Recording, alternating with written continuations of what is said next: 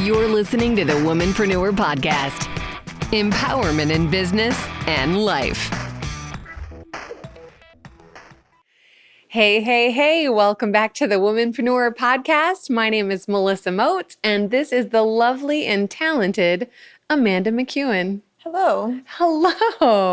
And I think we are a little loopy today. So I am sleep deprived, and Melissa came in singing, and I think Troy is messing with us, and now he's running away, so we will never know. But we are here, and we're happy. We're here. We're doing it. But if we're a little silly, you have to go with it. Be silly with us, please. Yes, I was singing for Amanda. I want to hear it. I don't want to hear it. Bird, I want to fly away. She wants to fly away because I'm looping. I keep singing the same phrase from that song, and now it's going to be stuck in my head, and that's what I'm not thrilled with. But these things happen. It's Friday. It is. It's not when this episode comes out, but today Friday. As we're recording, it's Friday. Yes, today's Friday, so I think it's just the end of the week. You went on a fun little outing yesterday. I did. Yeah, did you have a good time? I did. It's another of my little excursions where I leave town one day and I come back the next day, and it's just what I do sometimes. Some people think it's fun, some think it's crazy, but I made it almost 6 months without being on a plane. And that was good because with all the travel I had done in recent times, I remember. I needed a break. So yeah, it was good. You wanted to fly away like a bird. I walked right into that one. So anyhow, what we're talking about today is not birds. It's about mastering your craft. Oh yeah, that's right. Mostly what we talk about a lot is you have to do the work. Yes. To get whatever you want, you have to do the work. And that's a part of the process that some want to skip. Many want to skip because they want the easy answer. In my opinion, we live in a now society. Yes. Where we live in a microwave society where everything can be pressure cooked or microwaved, but careers cannot. They can't. And when you want to master anything, what was the thing, like 10,000 hours? 10,000 hours. It's what Malcolm Gladwell, that's his rule of success. Wow. 10,000 hours is what makes success. Yeah. So 10,000 hours is a lot of hours. It's a lot of hours. Yes. Definitely. Wow. Yeah, 10,000. Well, I know for myself with voice acting, I haven't really been keeping track of how many hours I'm in, but I'm 18 years in, and I know I put a lot of hours into that every single day, and I still feel like I remain a humble student of my craft and that I'm still learning and growing and getting better. Mastering. So mastering suggests that you have it down. 100%. Is that what that means? Is that what that means to you? I think that could be one interpretation of it, but I think to be an expert or a master in your craft, it doesn't mean you know everything, because I don't think you ever know everything. And most of us can't perfect the thing that we do. There are certain skills maybe. You could play a song perfectly if you put enough practice into it. But I think when business is, it's flexible. It changes. There really are no set rules. There's not one thing that you can do and say, I'm perfect. You can't say I'm a perfect voice actor. I have nothing left to lose, nothing left to learn is what I meant to say. Yes. I can't say, I'm perfect at producing or whatever else. Yeah. I consider myself to be very good at what I do. Mm-hmm. I think that's important, but I've also put in a lot of time doing it. That's one thing I have not tracked my hours on. I don't have an app that tracks my life hours of work, but wow. Well, but I think it's important when you're mastering your craft, it's always evolving and you're learning and growing, as we try to do as people also. That I know, to me, like, again, if it's one thing that you can truly perfect, like that song, do you want to play the same song over and over? Like, it'd probably get pretty boring and you want to move on to a new song. Right. So I think we need to move on to new songs in our careers. And I think because we always want to be in a constant state of growth and progress, because if you're not growing, you start to feel really stagnant. And I've heard stuff like Tony Robbins, I think, said, you're either growing or dying. It's one of the two. And the first time I heard that, it made me feel weird. I was like, what? So if I'm not growing, that's a lot of pressure. I need to constantly be growing. But there's a lot of truth in that statement because I think you do want to challenge your mind. You do want to challenge your skills, and life's about experiences and trying different things, and then figuring out the things that bring you joy and that you feel like you want to do more of, and then putting in those hours to really have masterful skills to be really great at what you're doing. And I think mastering your craft, it's not just about, business. I think it can be anything that you want to be really exceptional at. I'm just kind of brainstorming here with you. Well, Coffee hasn't kicked in yet. I don't know. I mean, if you've ever been stuck in complacency at any point in your life, I find it very boring. Yes. And I know some people get very comfortable in that stage. Like, I know how the day is going to go. I know how my life is going to go. Everything is very even. Safe. Some people really like that safety.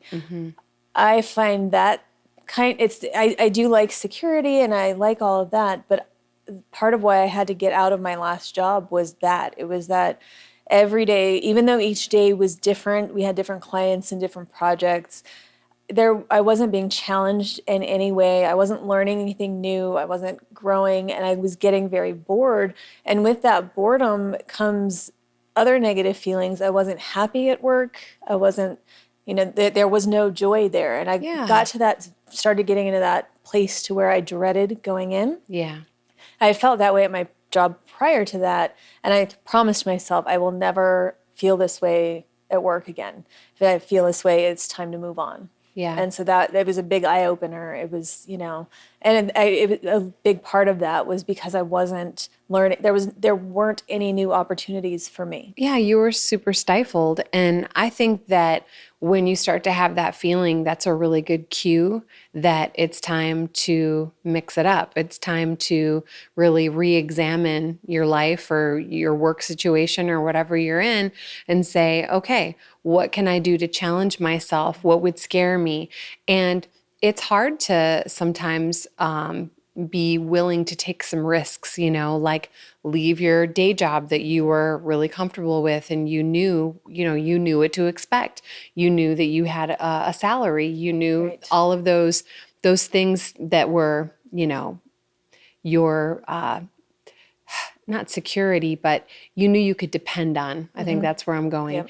And when you have to rely on yourself to perform and to create opportunities for yourself, it can definitely be a scarier thought process. And a lot of people are like, they love to fantasize about it and they love to daydream about it. But when it comes time to actually do it, it's a different story. Because then they have to do the work. Yes. And again, it's even though that's a different kind of doing the work. So when we talk about, improving your craft or any of that, we're saying you have to put in the work to continually get better at it. But even that, it's, you have to, if you have the idea and the goal and the dream and those things that we're always talking about, encouraging people to explore, I think that's what stops people from doing it. You have to leave a very comfortable situation. Salary is a big one. We all need to know that we're going to have enough money and where that money is coming from, and worrying about that can be troublesome for a lot of people. And it's really scary to make the leap and say, okay, I'm going to do it. I am going to put the faith in myself and I'm going to do the work to make sure that I succeed. It's self-limitations a lot of the time. Absolutely. I've been listening to a really great audiobook. Mel Robbins is the author and the narrator, and I'll have to look up the exact title of the book. But it has a lot to do with, facing your fears and putting in the work. And one of the things she was just talking about was the fixed mindset versus the growth mindset.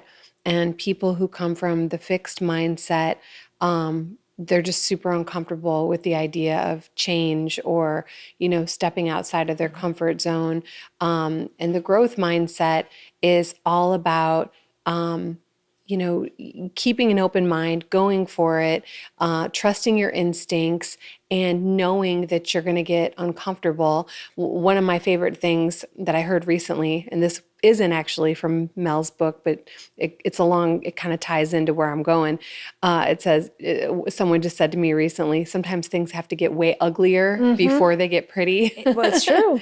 And they have to get really sloppy. And it's just like, I think back to learning how to play, an instrument, it's like, ooh, some of those instruments made some pretty ugly noises before they started to sound pretty. But going back to the growth mindset, one of the things that Mel talks a lot about in this book is putting in hard work and working hard, working consistently, and knowing that if you put in enough time and enough hard work, you really can grow a skill. You really can grow into something.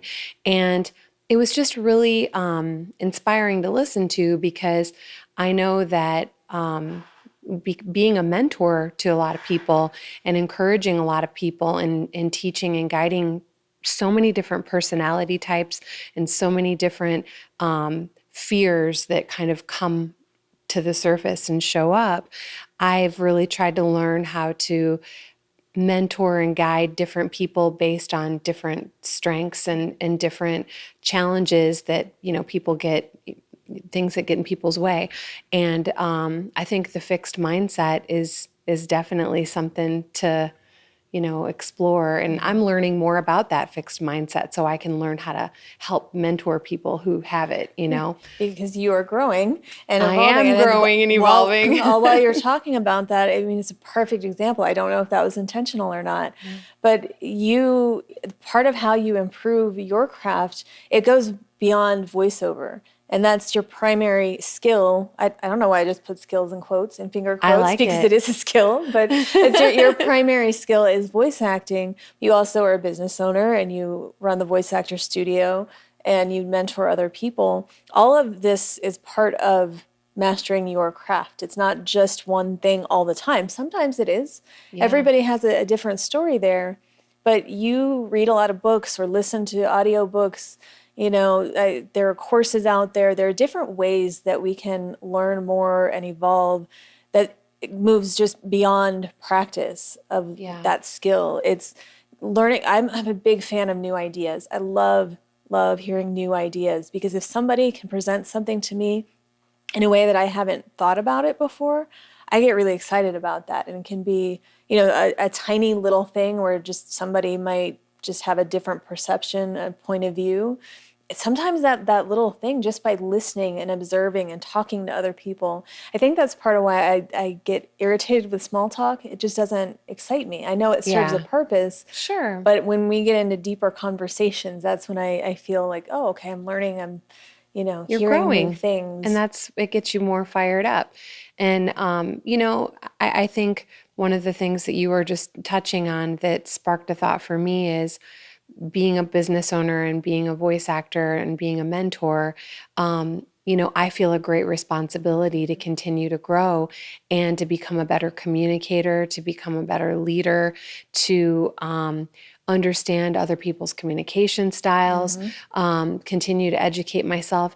And all of it comes back to just personal growth. I mean, I feel like one of the things that I really pride myself on teaching people here at our studio. Of course, it's the craft of voice acting and the business of voice acting and all that goes into that.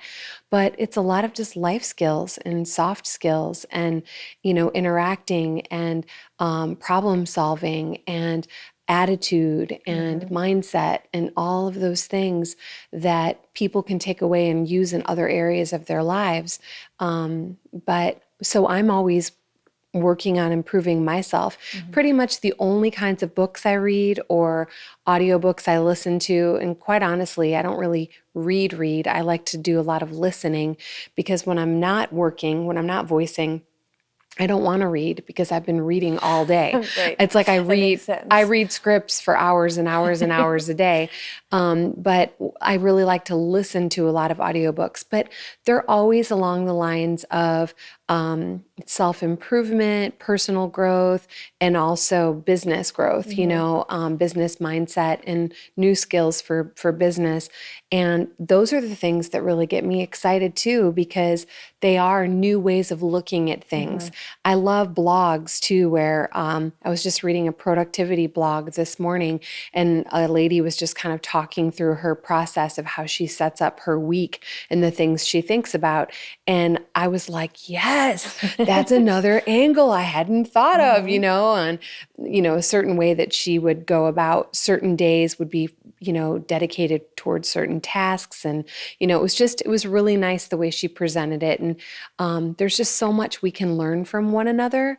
And I think it's important to always keep your eyes and your ears open all the time. And using that to create your own opportunities. That's a big thing my entire career that I've done. It's my inherent curiosity, I think, has been part of it. But even when I was 16, working at TCBY, I wanted to know the ins and outs of business. I just had that fascination with it, and I was curious. And if I had time to observe, I'm like, okay, well, how do you do this and how do you do that? And I asked questions of the managers and the owner especially. He was just a great person, is a great person, I should say. I'm still in touch with him all these years later.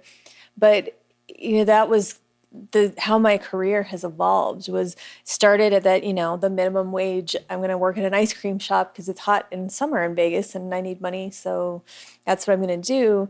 To managing it by the time I graduated high school.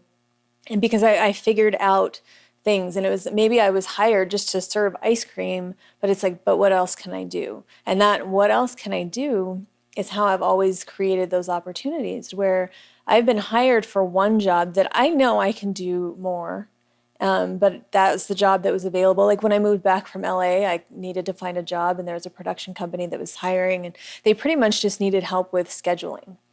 Thought, okay, I'm going to start here, and that's fine. But I got in there and I thought, oh, they need a whole lot more than scheduling. And so I did my base job, but then when there was extra time, I would show them other things that I could do. Part of it was because I wanted to learn how to do those other things, and it all kind of tied together. And so that's how I kept moving up, where I had, some friends in similar situations starting out that took the complacency route, and they would take a job and just do what the job required, but no more. Yeah. And then get really frustrated because, well, I'm just working this office job, or a receptionist job, and nothing's ever happening. I can never move up. And I would always ask, but what are you doing to show them that you can do more? Because they're not going to come to you and say, well, do you want to do more? Do you want more responsibility? Do you want to learn? That's pretty much... people want you to, when you work for somebody, they usually want you to stay in the job that you're in. Mm-hmm. But if you can show them that you can do that, but you can also do more, and that will help them, it helps you personally because you learned a new skill. It helps them because now their company is operating better. And that it's a big, important thing that I've always had is even with this podcast is, there are certain things that eventually we would love to outsource. Like, all the social content that goes along to promoting it that neither of us has time to do. But in the very beginning, it's like, okay, this gives me a chance to learn how to use iMovie to just cut a few little, the 15-second stories together or things like that. There's an app or a Headliner app that somebody turned me on to. I was like, okay, there's an opportunity here for me to learn some new software. It doesn't mean that I want to do it. It doesn't mean you want to master it. But it's another little tool I can use in my belt to say, okay, well, at least I understand how it works. So if I'm trying to have a conversation with somebody about this, I'm knowledgeable in it and not just saying, I don't know. Yeah. I don't like to say I don't know. Yeah, and I know that's a really big pet peeve of yours. And because when you're a business owner, an entrepreneur, it's one of those things where you have to be willing to learn new skills daily. I mean, there are so many things that pop up, and there are times where you're like, man, let me just see if I can figure this out. Or, even social media. I mean, some of the posts and stuff. As a matter of fact, I'll talk about it even right now because this could be a learning experience for some of our listeners. I know there's Hootsuite and there are other places like that for, putting social media content together in a more of a batch style to put it out there.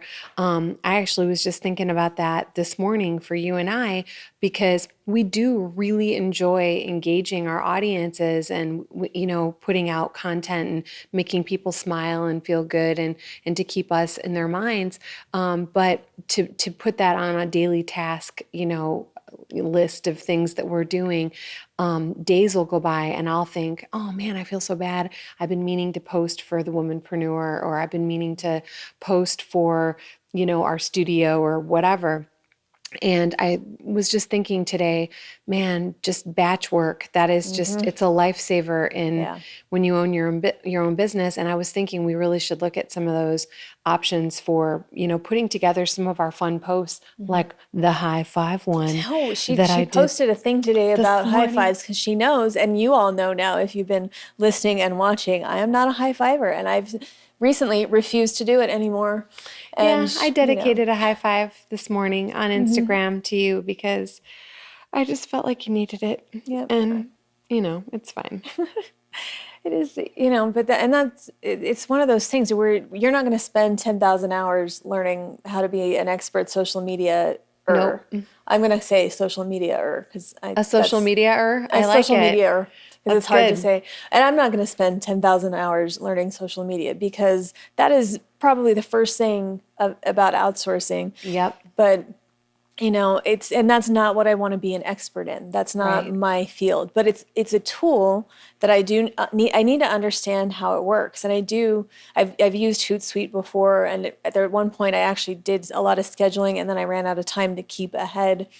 But then, and I also continue to learn, because then there are people who say, well, don't use those, because if you're not posting to Facebook and Instagram natively, you don't get as much. It messes up the algorithms or something. Again, I don't have enough expertise in that. We'll have to get a proper social media expert on here one day. We will. That's somebody we'll have as a guest. But, going back to the mastering your craft thing, when you first start out pursuing something and building a skill set, you don't even know what you don't know. That's a really big thing, is you come into it thinking you have an idea of what's going to be required of you. And then you start to peel back the layers and you realize, oh my goodness, there's a lot more to this. And then you start to figure out, okay, I know some stuff and now I kind of see what I don't know. I need to fill in some of those gaps. Right. But I remember when I first started studying voice acting, I made a promise to myself, and I just said, I'm going to just continue to chip away at this, and I'm going to realize, I realized right here in the beginning that this is going to take some time, and this isn't going to happen overnight for me, and this is something that I'm really willing to dedicate myself to, because I am looking at the bigger picture. I'm looking at the long game. Right. And so I just chipped away at it. But I was very consistent. I would go every single week to class. And then every day I was doing a little bit of practicing or a little bit of reading. You have to put energy into whatever it is that you're wanting to, quote unquote, master. Because it's got to be something that you're stimulating, you're putting a lot of thought and, care into as you go. Yeah. You know how you said you started out with was it TCBY that you were working in? You were in yogurt. Well, guess where my first job was? Where was it? Dairy Queen. See, we were friends or rivals. I'm not quite sure. Right. So you were I was ice cream. I was frozen yogurt. You were frozen yogurt. And funny enough, I remember I was 15 and it was summer, and I asked my dad if I could get a work permit to, work at Dairy Queen. And he's like, honey, you have the whole rest of your life to work. Why don't you swim with your brothers and sisters and have fun and, all this stuff. And I was like, no, Dad, I'm really excited to, learn, and I want to get free ice cream. Right. I want to have fun and save my money and all these things. And so I started working at Dairy Queen. And the one thing that stands out to me is the guy who is the manager. He was the son of the owner of that particular, location. And he would say to me all the time, people would come in, I'd greet them and chit chat and small talk, but I was always like, hey, how are you? Da, da, da.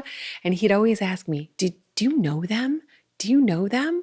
And I always said, no, I didn't know them. And he's like, why are you talking to them? Why are you being so nice? It's called customer service. And I thought to myself, you're the manager and you don't even know why I'm greeting these people and smiling and talking and telling them how cute their baby is, whatever. Their baby was cute. But it was just interesting to me when I was 15 thinking, man, this guy is running this place and he doesn't even get it, And well, it happens a lot, though. Sometimes people get into work positions or they fall into a job and they don't really know. And sometimes that's okay. I got into production by accident.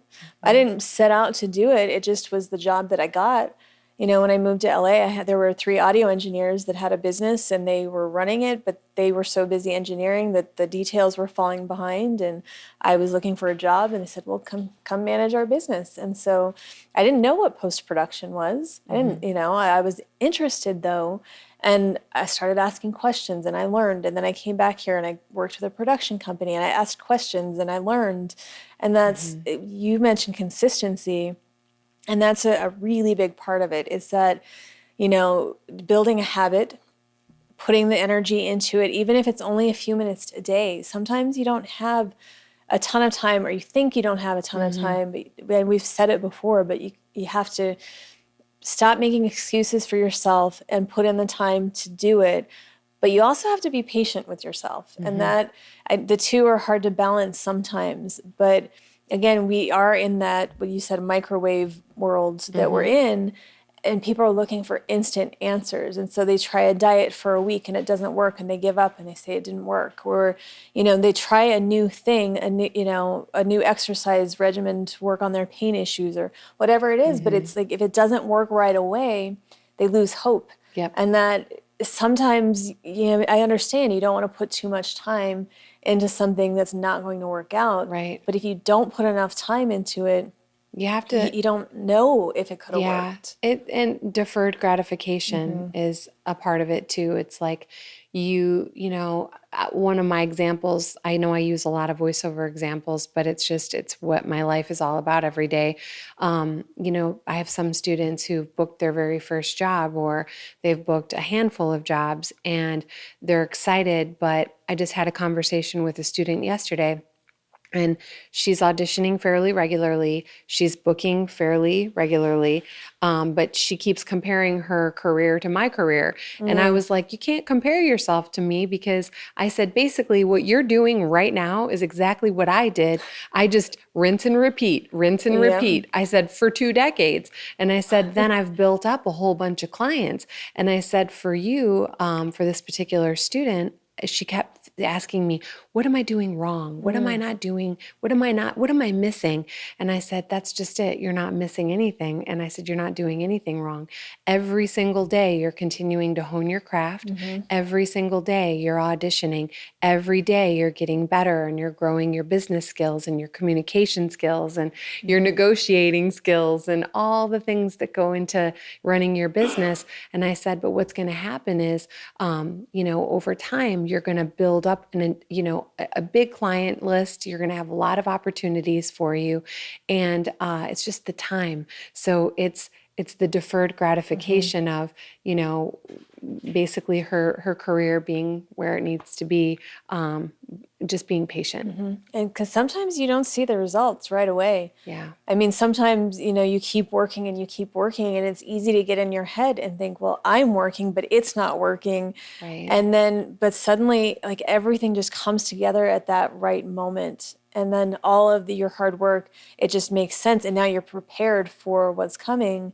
And that's where that patience becomes so important because, once you get going and then you look back, it's like, oh, well, it was fine. But you also then, once you get that momentum going, you have to keep working at it. And like, if you want to keep growing and getting better, it's, and we live in a time, like, I don't find I don't know as an acceptable answer ever because we have Google and Google knows everything. Google does. I don't think I think it's irresponsible to say I don't know, with the exception of if somebody asks me a question and I don't know the answer, I will say I don't know, but I can find out. Yeah, let me find out. And that sometimes I do it for my own curiosity because I didn't know. Sometimes I do it just to learn. Again, sometimes I want to know more about what other people do, not because I want to do that, Right. but because it helps my overall understanding. Yes. And when I was the director of operations for a production company, it helped me. I didn't want to be an editor, but I wanted to know enough about editing that when I was talking to the editors about file types and codecs and, specs and all of that, that I had an understanding of what that meant. So you could speak the language Right. and you could communicate what you needed to get across. Yeah. Yeah, definitely. And I think it's been really helpful. And it's one more thing that I know. It helps with communication, which we all know is huge. Yes. But it just expands my knowledge. And I think I get it from my grandpa. My grandpa at 95 is always learning. He still reads and he watches the news and he gets excited about new things. I remember just a few years ago at Christmas or one of those holidays, I don't know what we were talking about, but he brought up Jay-Z. And it was just, he read some really interesting article about Jay-Z. And I thought, wow, like, see, and he's still really sharp at his age. And I think because he's always learning and asking questions and he wants to know more. That's so great. I love that. I think we need to learn more. One of the things that you were just talking about, as far as, I might not know the answer, but I want to go find out, is being resourceful. And that's another thing too about being, a business owner, really just living your life every day. I think, we do have the World Wide Web. We've never had more information available to us at our fingertips than ever before. But it's just having that that desire to tap into it and to use those resources that we have available to us, not to be lazy, not to be complacent, not to not care. One of my big pet peeves is when people are like, I'm just going to do the absolute bare minimum. I'm just going to get by. Yeah. I'm just going to just get through today and whatever. And I'm just like, wah, wah. That is like such a downer to me because there's a major overachiever who lives in me, and I'm trying to learn how to calm her down because I just get excited about everything. Like when I do all the things. I want to do all the things. And I was also reading an article about the dilution effect, which was very interesting. The idea is, if you are trying to do too many things, everything gets diluted, and you don't get super focused on one thing. They suggest that you can pursue more than one thing at one time, but you have to limit it and you have to really be reasonable about how much energy you have in a day, and everybody's different. You don't want to burn yourself out, etc. But I'm like, I like to kind of challenge those ideas. Yeah. And I'm like, you know what? They must not know about coffee. Well, but you're also very self-aware, and I think I'm pretty self-aware, and that is where sometimes there are guidelines. Yes. You know yourself, and if you're pursuing all the things, you'll know when you get to that point. You're not going to get yourself to that place of burnout. Right. And that's not what we're talking about when you have to put in the time and do the work. We're not saying to kill yourself doing it. Because burnout is a very real and dangerous thing. It is a really real and dangerous thing, for sure. But I think that you do have to, if you are trying to, or I shouldn't say trying, if you are wanting to master a skill, if you are wanting to really, really feel like you are so well versed in a certain area and so solid in a skill set or a combination of skill sets, you really have to do the work and you really have to put in the time. And even if that means you're chipping away and doing a little bit of time, each day or each week, it's that compounding effect. All of that comes together and it does add up, but it's patience and the things that we just talked about. Yeah. And, when you're offering, especially when you work for yourself, or you own a business, you're offering services. And most of us have that wheelhouse of maybe we don't do just one thing. And of course, again, I don't play by the rules. And everybody said, well, you need one focus. I said, well, I have three. And they work together. Yeah. But, I had to do it my way because that's what my instinct said. Yep. But, in general, I'm the business expert, so I need to know things about business. And even when I'm teaching my business classes, if somebody asks me a question and I don't know the answer, I look it up, I get back to them because it's like, well, that's one more thing that's going to be useful to me. It's another piece of knowledge. And I think that's important too. Like whatever your wheelhouse is, and you know where I'm going with this because it drives me crazy. I don't know, especially when you're presenting yourself as an expert in a certain field. Mm-hmm. And, we talk about sometimes you get busy, or if you're not good at something, outsourcing is a really good solution. And so that we ran into recently where, I had to outsource a certain part of my business. I just didn't have the time to do it, and it's not a super strength of mine. So hired another company to do it, and they did a really good job, but when it came to it, there was one piece of that puzzle that had to work, like one piece of software needed to work with my website. And I read the article about how to do it and kind of put these pieces together, and it's like, this is beyond what I know. So, since you're helping me with this, can you do this part of it? And I was met with a response of, yeah, I don't know how to do that. And it was fine, but not like in my mind, because what happened is then I went and I personally figured out how to do it. Right. It's not really a useful skill for me, in that I probably will never have to use that software again. But the person that you had hired that was supposed to help you, it wasn't I don't know, let me see if I can find out, or I don't know, let me reach out to some of my peers who may know the answer. Right. There was no solution provided or even support. It was just like, I don't know, crickets chirping. and again, it's fine because you are allowed to run your business however you want to. It's not for me to say you need to do it this way. Right. But the way that my mind works, I saw that as an opportunity because it's something that person could have figured out for me and then sold as a service to all of their other clients in that company. Right. And,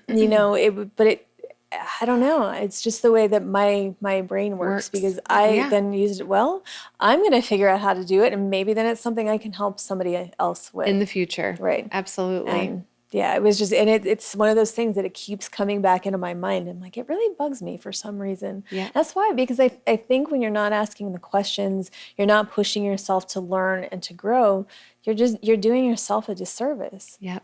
And I don't like that. I like, we should all do our best. We should all do our best and Google stuff. Google stuff, yes. Google. But try not to go down the rabbit hole. Try to stay focused on the one piece of information on you the needed. one thing, absolutely. Well, I think this has been a good chat about mastering your craft. Yeah. And I know we didn't go into specifics of like how do you become a master voice actor or how do you become a master producer, because that we're not trying to be specific. It's more that find the thing that you're doing, that you want to do, that you're specializing in, and put in the time to continue to develop those skills. Like maybe you get really great at one part that frees up some energy to then branch out a little bit and learn a new skill. And the more skills that you have, the more desirable you are to clients and other people, and the more interesting you are at events, because then you've got this weird knowledge base. Being well-rounded is really, really important in whatever it is that you're doing. And I think one of the threads through today's just conversation was keeping that growth mindset going and just being open to learn and be resourceful and just try to always keep an open mind. And just if you don't know, just do your best to get the answer, because just knowledge is power. It's going to help you continue to grow your business and just be more well-rounded in life. Yeah. So if you have some, we would love to hear from you as far as, if you're listening, if you're watching, how do you stay motivated to do the work, to do better, to keep growing? Do you find that it's easy to keep challenging yourself? Do you need other people to kind of push you in new directions? Please give us some feedback. We want to know. Yeah, definitely. Thanks for tuning in, and we will catch you next time. Thanks for tuning into the Womanpreneur Podcast. Until next time, you've got this.